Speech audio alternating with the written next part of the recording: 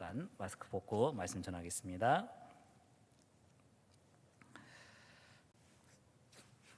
자, 여러분의 삶은 얼마나 기쁘십니까?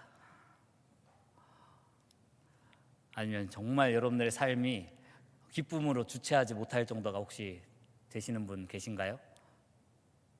사실 그런 분이 계시다고 하면은 여기 안 계시겠죠. 정신병원에 가 계시겠죠. 네, 정말 너무 기뻐, 항상 기뻐, 막 이러면은 병원에 가 계시겠죠. 네. 그런 분들은 사실 이 자리에는 거의 없습니다. 예수님을 따르는 삶과 기쁨은 서로 떼어놓을 수가 사실 없습니다. 왜냐하면 사랑 안에 머문다는 것은 기쁨 안에 이제 있을 수밖에 없다는 거죠. 예수님이 우리에게 주려고 가져오신 가장 큰 선물은 기쁨입니다. 그 기쁨이기에 우리는 그것을 충분히 받아서 누려야 합니다. 하지만 그 기쁨을 논하기에는 참 쉽지는 않습니다. 어쩌면 우리는 슬픔에 대해 말하는 것이 더욱 익숙하기도 합니다. 그럼에도 불구하고 기쁨에 대해 말하는 법도 우리 배워야만 합니다. 기쁨은 십자가를 지고 예수님을 따르는 사람들에게 반드시 주어지는 큰 보상이기 때문입니다. 우리 주위를 둘러보면 사람들의 표정이 굉장히 매우 진지함을 알 수 있습니다. 우리 옆에 분들 한번 보실까요? 얼마나 진지하세요? 웃으시네. 감사합니다, 장로님. 이렇게 둘러보시면 이렇게 막 인상 쓰면 서로 조금 민망하니까 웃어가면서 좀 인사 좀 해주시고. 사실 우리가 가만히 있을 때는 굉장히 이렇게 표정이 없잖아요. 굉장히 진지합니다. 길을 가다 보면은 그렇게 웃음을 띤 사람들은 찾기가 쉽지 않습니다. 간혹 가다가 이제 전화를 하면서 가시는 분들, 이런 사람들은 이제 때로 웃기도 하고 그렇긴 하지만 대부분의 사람들이 표정이 없을 정도로 굉장히 진지한 삶을 살아갑니다. 또한 저마다 삶을 살아가면서 본인에게 이제 본인에게 있는 그 당장 처리해야 할 여러 가지 이제 일들을 분명히 이제 열심히 처리해야 하기 때문에 분명히 이제 그렇게 생각할 수도 있습니다. 그런 모습을 띌 수도 있습니다. 여러분들 만약에 자신의 다리가 아프다고 생각을 해보시기를 바랍니다. 여러분들의 다리가 아프다면 그 아픔을 자세하게 우리는 말할 수 있습니다. 그렇죠? 병원에 가서 지금 선생님 제 다리가 여기가 어느 부분이 이렇게 하면 더 아프고요. 언제부터 아팠고요.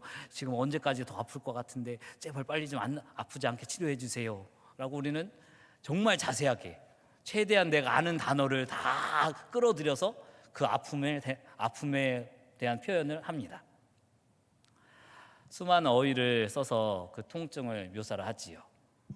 그런데 다리가 아프지 않고 내 몸이 아프지 않다라고 생각을 하면 우리는 내 자신에 대한 건강을 사실 이야기하지를 거의 하지 않습니다.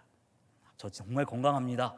저 어제도 안 아팠고요. 그제도 안 아팠고요. 내일도 안 아플 것 같아요. 이렇게 얘기하는 사람 못 보셨죠? 네, 없어요. 그만큼 우리가 사용하는 언어는 제한적인 언어입니다. 특히 기쁨보다는 그런 여러 가지 이제 불안들을 표현하는데 특화되어 있는 것 같습니다.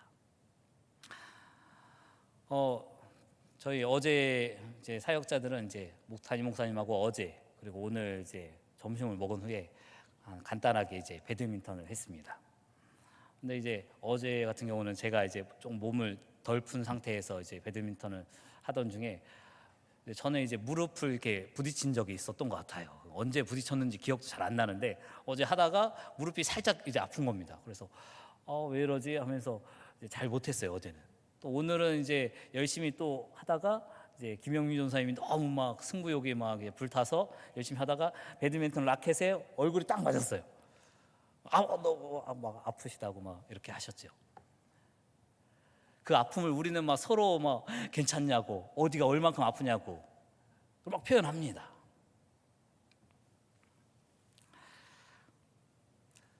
좀 전에도 말씀드렸다시피 기쁨을 표현하는 것, 안정적인 것을 표현하는 것보다는 우리는 나에게 있는 불안들, 그런 통증들을 표현하는데 굉장히 익숙합니다. 그거를 우리는 표현하라고 훈련받았을 수도 있습니다. 한편 우리 삶의 기쁨이 기본으로 깔려 있다라는, 어떻게 보면 반대로 생각하면은 좋은 신호일 수도 있습니다. 내가 표현하지 않고 산다는 것은 그만큼 나의 삶은 평안하고 평탄하고 건강한 삶을 살고 있다라는 반증의 이유이기도 합니다. 어쩌면 우리는 그 기쁨을 생각보다 더 자주 경험하고 기쁜 삶이 우리 평상시의 모습인지도 모릅니다. 기쁨이 워낙 평범한 일이라면 굳이 말할 필요가 없기 때문입니다. 저는 기쁨을 표현하는 단어를 오늘 저는 희열이라는 단어로 표현하고 싶습니다. 이 희열이라는 단어를 영어로 표현해 보면 엑스타시라는 단어입니다. 스타틱이라는 정적인이라는 뜻과 이제 에크라는 이제 벗어난다라는 이제 단어가 합쳐진 이 엑스타시는 이제 희열을 뜻합니다. 그러니까 정적인 데를 벗어난다라는 것을 우리는 기쁨, 희열이라는 영어 단어로 표현합니다. 그렇게 볼 때 희열을 느끼는 삶, 기쁨의 삶은 어떤 고정되고 경직된 상태에서 새로운 자리로 벗어나는 것, 나아가는 것을 기쁨의 자리, 기쁨의 현장이다라고 말할 수 있습니다. 그렇기 때문에 우리는 낡은 것, 옛날 것에 만족하면 안 됩니다. 기쁨을 열심히 누리고 기쁨을 찾으려면 새로운 자리, 꾸준히 나아가는 자리, 발전하는 자리로 나아가야만이 우리는 기쁨을 누릴 수 있다는 거죠. 우리 인생은 모든 것이 변합니다. 늘 똑같은 인생은 없죠.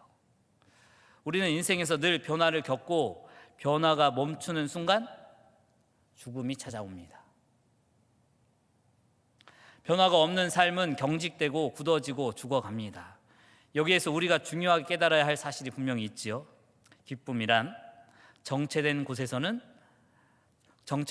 벗어나 생명을 향해 나아가는 것, 뛰어가는 것, 뛰어오르는 것이다라고 우리는 표현할 수 있습니다.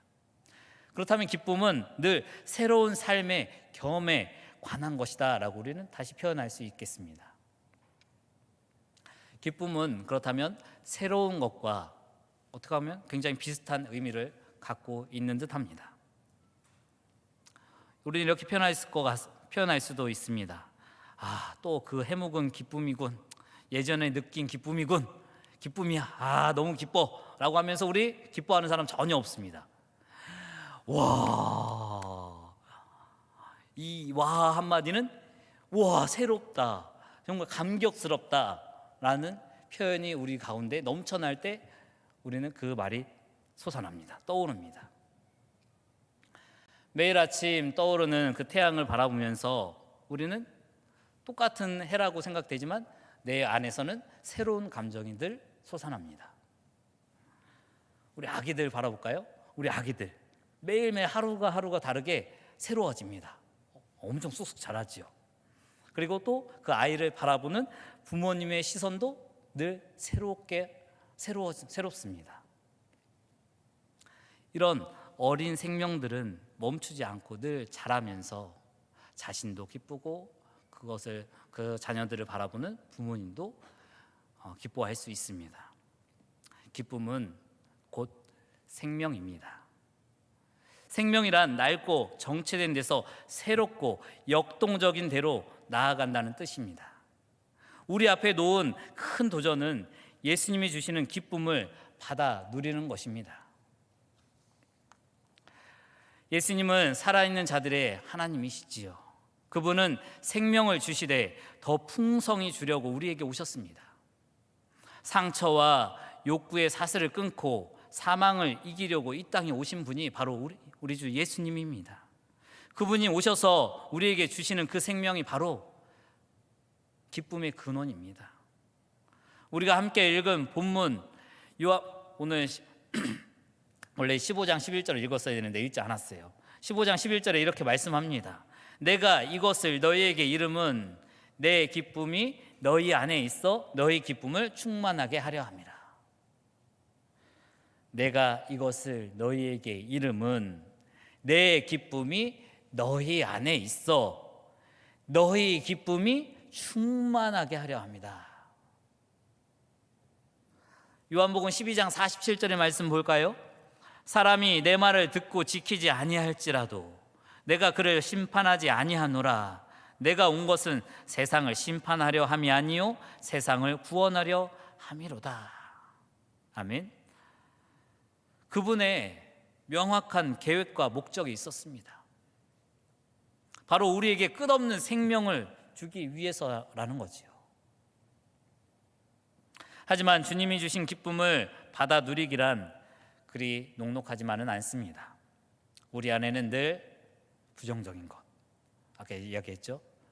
불안한 것, 두려움, 근심, 걱정, 염려, 불평들, 불안, 수고, 그 여러 가지가 그 기쁨과 대항을 합니다. 생명과 기쁨의 자리 대신 사망과 정체된 자리를 택하도록 무언가가 우리 속에서 자꾸 우리를 유혹합니다. 우리를 자꾸 주저앉게 만듭니다. 그만하면 됐어. 아니야, 그만하면 됐어. 우리를 자꾸 멈추게 해요. 뒤돌아가게 합니다. 여러 가지로 표현할 수 있지만 저는 이 시간 이 모든 것을 이 두려움이라는 단어로 표현하고 싶습니다.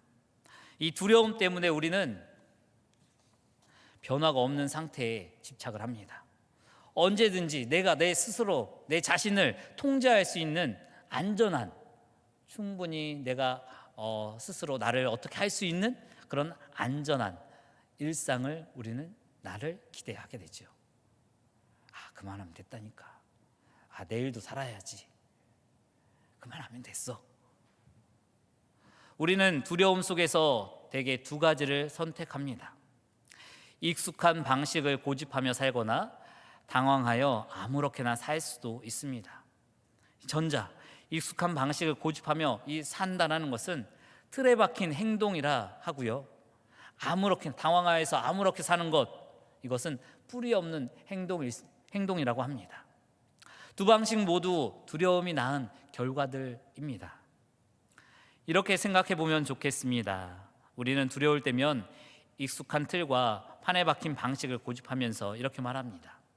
여기서는 내 방식대로 하니까 더 이상 새로운 의견은 필요하지 않아. 혹은 해 아래 새 것은 없어. 또는 그냥 늘 하던 대로 하자. 좀 더 나아가서 알다시피 내가 이미 다 경험한 일이기에 같은 방식으로 처리해도 돼 하면서 우리는 우리의 일상을 옭아매려고 합니다. 두려움 때문에 우리의 인간은 저희는 안전에 집착하려고 합니다. 우리는 대개 모험을 통해 활기를 얻기보다 차라리 좀 불행하더라도 안전한 쪽을 선호합니다. 나아가서 불평을 위안처럼 삼는 이들도 있습니다. 다른 이들이 아니에요. 제가 그렇습니다. 잘 지냅니까? 라고 이렇게 물어보면 네, 잘 지내요. 덕분에 기대해 주셔서 정말 잘 지내고 왔어요. 라고 대답을 하면 좋은데 우리의 입이 그렇게 쉽게 이렇게 감사로 안 나옵니다. 네, 그런 대로 괜찮지만 불만이 늘 있지요. 그러니 내가 마냥 잘 지낸다고 생각하지 마세요. 그냥저냥 지내고 있어요. 이렇게 내 자신을 평가하고 맙니다. 우리는 이상하리만큼 우리 자신으로부터 나오는 이 불평을 통해서 이상한 만족감을 또 얻기도 합니다. 그래, 잘했어. 그만하면 됐지 뭐. 다른 분의 이야기가 아니라 저의 이야기입니다. 우리는 타인이든 자신이든 건강의 문제든 혹은 다른 어떤 부분에서든 부정적으로 말하는데 굉장히 익숙합니다. 우리는 여럿이 둘러앉아 불평과 교묘한 험담을 나누며 일말의 안도를 느낍니다. 이런 식이 되겠죠. 상황이 좋지 않군요. 어차피 앞으로도 좋은 날은 없을 테니 세월이나 가면 좋겠네요. 세상이 이러니 우리도 늘 힘들 수밖에 없지 않겠어요? 에이, 코로나 시기에 뭐를 할 수 있겠어요? 그냥 현상만 유지하면 되지요. 우리는 안전이 제일이라서 움직일 마음이 없습니다. 무리하지 말고 그냥 이 현상이나 유지합시다. 어차피 더 나아질 것도 없으니 이 현실을 봐야죠 라고 하면서 우리는 그 안주하고 맙니다. 이렇듯 우리는 두려울 때면 자꾸 안전을 택합니다. 생각해보면 안전을 택하는 일은 개인뿐만 아니라 사회 전반에 걸쳐서도 마찬가지인 것 같습니다. 알고 보면 세상의 안전 집착은 이 두려움과 맞물려 있습니다. 우리는 안전을 위해서 자신을 보호하려는 폭탄을 만들 수도 있습니다. 우리는 적으로부터 자신을 방어하려고 하지요. 그러나 이런 안전에 대한 두려움이 정작 이 폭탄이 터지기도 전에 우리를 먼저 죽게 만든다는 사실을 우리는 자꾸 잊어버릴 때가 있습니다. 안전에 대한 두려움은 우리를 경직되고 딱딱하게 만듭니다. 두려움은 삶을 망가뜨리기 때문에 우리는 안전에 끊임없이 집착하고 맙니다. 당연히 그러한 삶에는 기쁨을 찾아볼 수는 없습니다. 이 안전을 1차 관심사로 삼을수록 기쁨과는 점점 거리가 멀어질 수밖에 없습니다. 기쁨은 안전의 자리에서 뛰쳐나와 새로운 일을 시도할 때 얻을 수 있습니다. 두려움에서 벗어나 기쁨을 선택하는 것은 끊임없는 훈련입니다. 한쪽에는 안전이 있고요, 다른 한쪽에는 자유, 기쁨, 생명이 있어 우리는 늘 둘 가운데 하나를 선택을 해야만 합니다.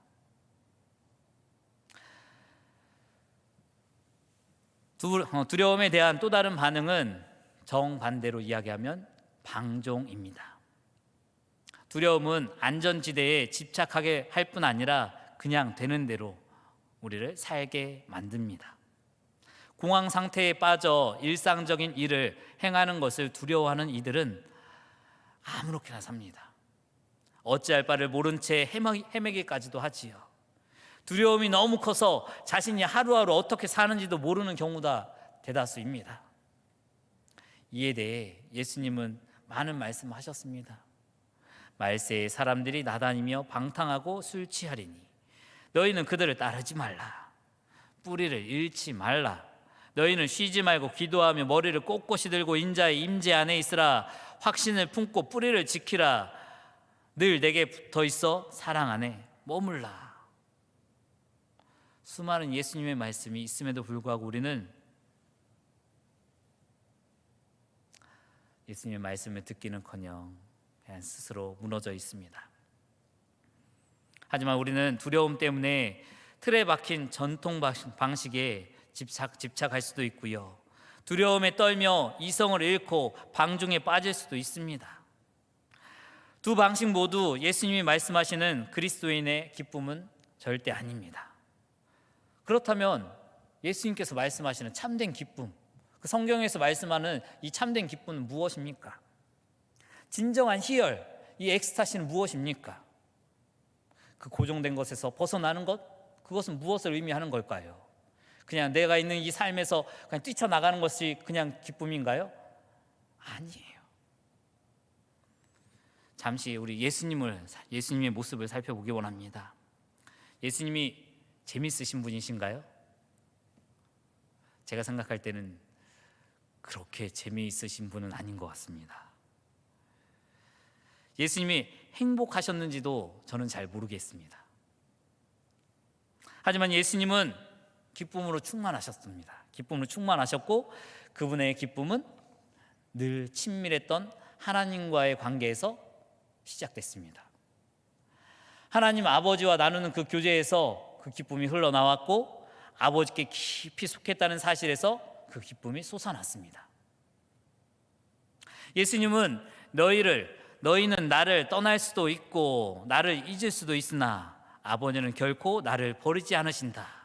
신실하신 아버지께서 늘 내 곁에 계신다라고 말씀하셨습니다. 예수님이 하시는 말씀을 듣는 우리는 예수님과 함께 깊은 소습관과 세심한 경청을 우리 들을 수 있습니다. 그렇게 본다면 이 순종이란 온몸으로 듣는다라는 것입니다. 내 온 몸을 다해서 주님의 말씀을 듣는 것이 순종이라고 말할 수 있습니다. 예수님은 늘 아버지의 음성을 세밀하게 들으시고 순종하셨습니다. 자신을 보내신 분과 늘 하나로 이어져 있었기 때문이지요. 사람들이 예수님을 배반하고 십자가에 못 박고 얼굴에 침을 뱉고 채찍으로 때릴 때조차 그분은 하나님과의 소통을 잃지 않으셨습니다. 예수님께서 돌아가시기 전 나의 하나님 어찌하여 나를 버리셨나이까 라고 외치실 때는 어떻게 보면 그곳에 정말 하나님께서 함께 계시는가 라고 우리 의문도 들겠지만, 그래도 그 예수님은 하나님과 함께 하셨음을 우리는 잘 알고 있습니다. 예수님은 아무리 힘들고 어려운 상황이라 할지라도 하나님과의 그 소통 속으로 들어갈 수 있었습니다. 어떤 제약이나 방법으로 하나님과의 소통을 가둘 수는 없었다라는 거지요. 어떤 틀이 굳어져 더는 하나님께 도움이 되지 않을 때 예수님은 그 틀을 과감히 깨트리신 분입니다. 그래서 주님은 틀에 갇혀있던 그 바리새인들을 굉장히 질타하신 거지요. 나아가 예수님은 뿌리를 잃은 삶에 대해서도 경고하십니다. 내가 너희 안에 거하듯이 너희도 내 안에 거하라. 아버지께서 나를 사랑하시듯 나도 너희를 똑같이 사랑한단다 라고 우리에게 말씀하는 것 같습니다. 우리 내면에 깊이 자신과 소통하며 살라는 주님의 음성 같습니다.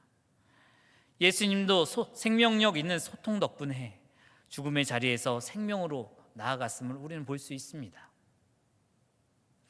예수님이 주시는 기쁨의 경험은 행복이 아니며 단순히 고조된 감정도 아닙니다.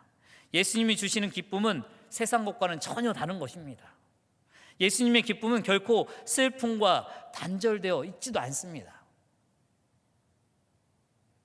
세상은 참 이상해서 우리가 경험하는 슬픔과 기쁨을 불행과 행복이라는 두 가지 감정 상태로 나누기도 합니다. 이런 식이 되겠죠. 세상에는 슬픔이 너무 많아서 우리가 살아남으려면 그 사이사이에서 행복한 순간이 많이 있어야 돼.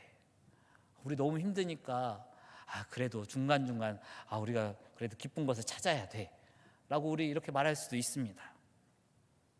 그래서 술, 담배, 성, 취미 등 잠깐의 행복을 느낄 만한 것은 참으로 많이 있습니다. 그러나 한순간의 행복은 예수님이 말씀하시는 참된 기쁨이 아닙니다. 이 기쁨은 틀에 박힌 상태와 뿌리가 없는 상태 사이에서 낀 어느 적당한 중간 지점에 있는 것도 아닙니다. 이 참된 기쁨은 무거운 삶의 짐에서 잠깐씩 해방되는 것도 아니고요, 세상의 문제를 외면하는 도피처도 아닙니다. 예수님이 주시는 기쁨, 어떻게 보면 굉장히 영적인 차원의 기쁨이 있지요. 그저 감정이나 육체적인 상태가 아니라 영적인 선물입니다. 주님께서 주시는 선물은 슬프거나 고통스럽거나 삶이 고달플 때도 우리는 한결같은 그 주님께서 주시는 기쁨을 누릴 수 있습니다. 예수님이 주시는 기쁨은 지극히 고통 가운데 있더라도 흔들리지 않을 수 있습니다. 이 영적인 기쁨은 슬픔과 행복, 고통과 쾌락을 모두 아우르는 정말 참된 기쁨입니다. 이 기쁨은 더 깊고 온전하고 풍성하며 우리 곁에서 늘 머물러 있습니다. 삶이 몹시 고통스러울 때도 우리는 기쁨을 경험할 수 있습니다. 교회에서 성도들에게 가르쳐 주어야 할 것이 있다면 바로 하나님의 기쁨이 늘 우리와 함께 하고 있다는 사실입니다. 병들 때나 건강할 때나 성공할 때나 실패할 때, 태어날 때, 죽을 때나 하나님의 기쁨은 결코 우리를 떠날 수 없습니다. 늘 우리와 함께 하시는 거예요. 수많은 선교사님들이 어려운 지역 주민들을 섬기는 일에 쉼없이 일하며 애쓰시는 모습을 우리는 많이 봅니다. 그렇게 어렵고 힘드신 그 사역을 왜 그렇게 또 그분들은 거기에서 수고하며 헌신하시는 걸까요? 그들이 가난이나 불행이 좋아서 그곳에 가서 그렇게 헌신하는 걸까요? 아닙니다. 그들은 가난한 사람들과 함께 살아가면서 참된 기쁨을 빼앗기지 않고 사는 법을 경험했기 때문입니다. 어렵지만 힘든 삶이지만 그 가운데에서도 하나님께서 함께 해주시는 그 참된 기쁨이 너무나 차고 넘치기 때문에 그들은 그 어려운 삶을, 어려운 길을 걸어가는 것 아니겠습니까? 영적인 삶은 세상이 가르치는 바와는 전혀 다름을 깨달아야만 합니다. 우리 주위의 온갖 목소리는 우리도 세속적인 성공을 거두어야 한다라고 말하지만 예수님의 말씀은 전혀 다릅니다. 나와 함께 가난하고 깨어진 사람들 곁으로 가면 너희가 기쁨 얻을 거야. 가난하고 애통하고 박해받고 화평하게 하는 자가 참된 행복하고 기쁜 자야라고 우리 아버지께서 말씀하시는 것 같습니다. 예수님의 말씀에는 모든 것이 우리가 세상에서 생각하는 것과는 굉장히 뒤집힌 상태에서 우리에게 다가옵니다. 왜냐하면 하나님의 눈으로 보면 이 기쁨은 슬픔 한가운데 숨어 있기 때문입니다. 우리의 기쁨은 고통스러운 마음 속에서도 숨어 있다는 겁니다. 우리는 십자가에서 그 처형당하시는 예수님을 보며 감히 십자가에 나의 기쁨이 있습니다 라고 우리는 이렇게 고백할 수도 있습니다. 우리는 십자가에 가까이 다가갈수록 우리에게 새 생명이 가까워진다는 것을 우리는 알기 때문에 십자가를 참된 희망, 참된 소망의 징후라고 우리는 말을 합니다. 우리가 경험하는 슬픔은 왠지 우리 성경에 읽었던 해산의 진통과 비슷합니다. 고통 가운데 새 생명이 나왔을 때 그 새 생명을 통해서 모든 고통이 잊어지는 것처럼 말입니다. 기쁨에 닿기 위해서는 그렇기 때문에 우리의 고통스러운 현실 속으로 조금 더 깊이, 더 온전히 들어가야만 합니다. 예수님은 우리에게 오셔서 우리의 고난을 없애주시는 것이 아니라 우리에게 영생과 하나님의 영원한 기쁨을 맛보게 하십니다.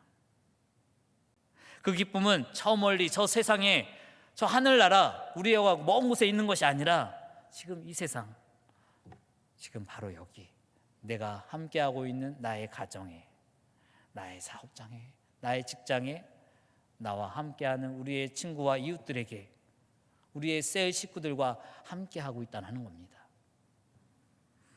우리 자신의 고통스러운 상황을 직면할 수 있을 때 비로소 우리는 그 고통 속에 주님께서 숨겨놓은 참된 보배가 숨어 있음을 우리는 알 수 있습니다.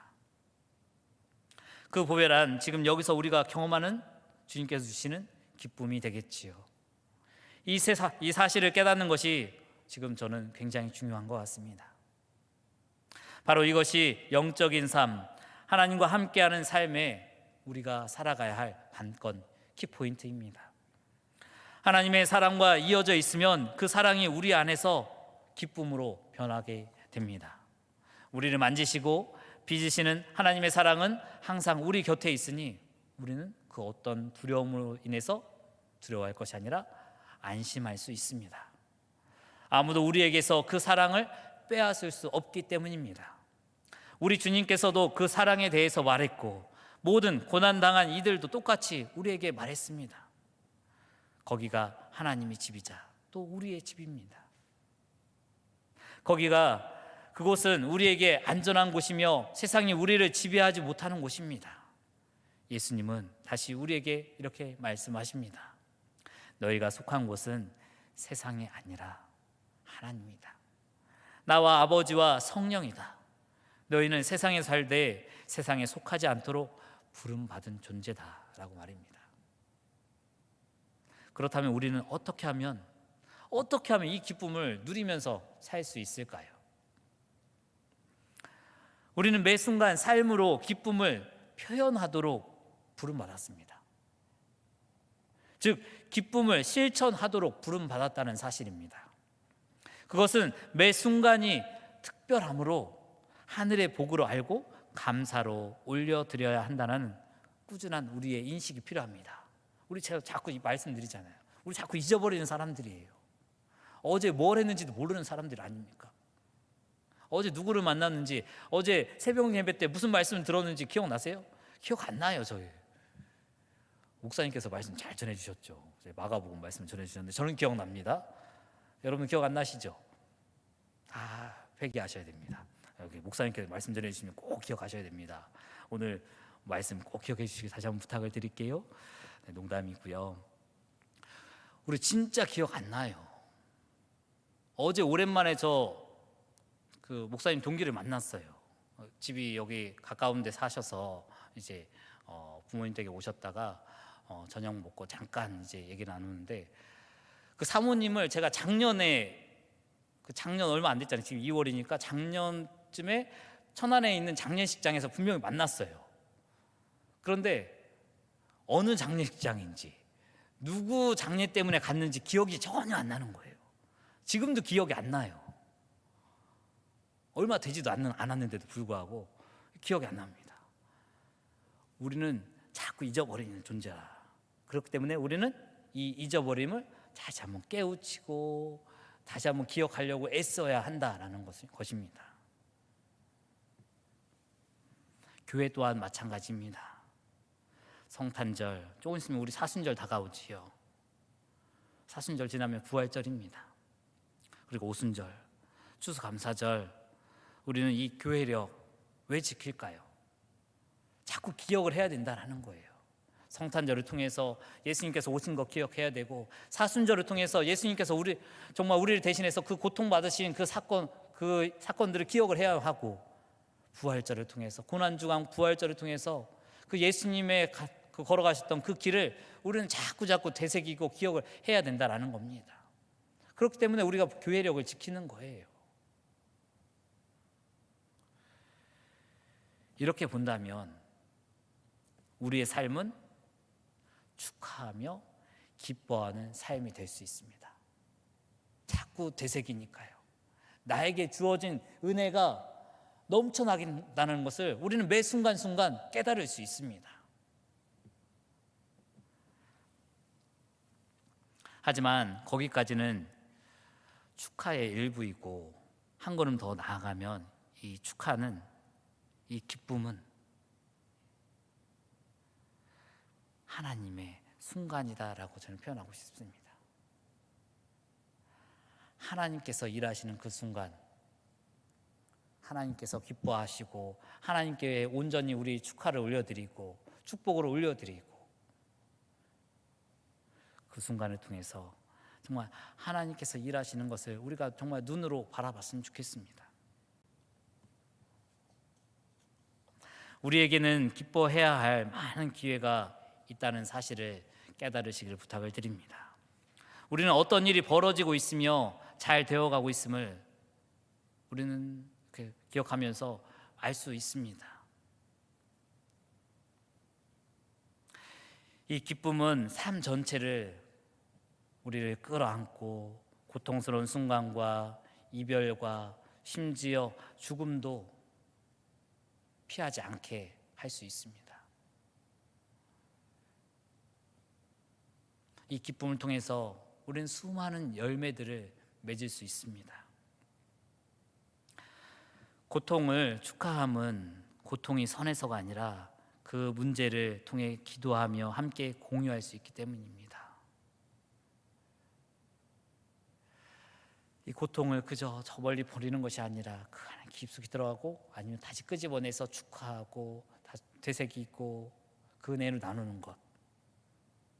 우리는 그 괴로움의 순간도 하나님께 올려드리고 그 괴로움과 아픔을 감사로 하나님께 그 문제를 드려야 된다는 겁니다.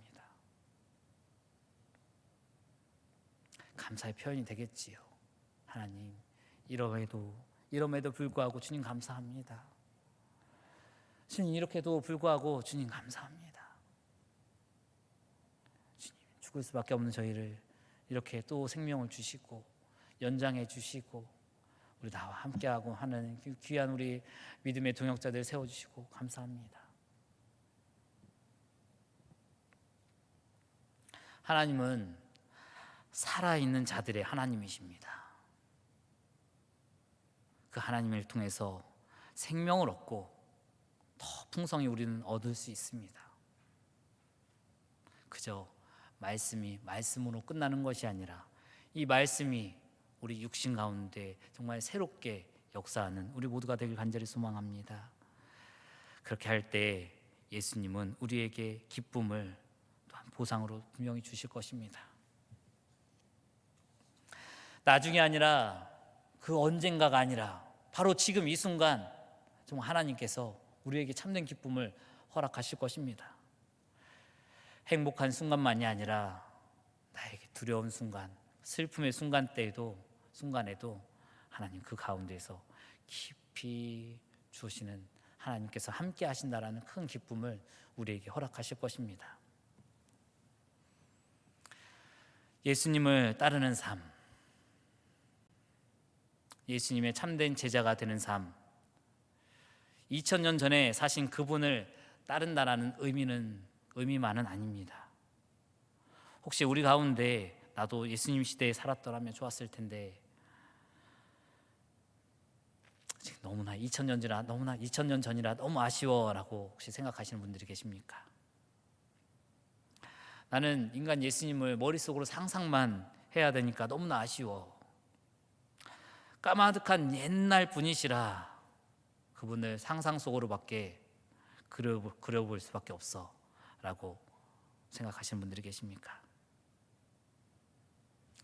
예수님을 따르는 삶, 그분에 대한 상상을 따르거나 그분을 꿈꾸고 막연히 떠오르는 데서 그치지 않아야 합니다. 예수님을 따르는 삶은 부활하신 주님을 따른다는 뜻입니다.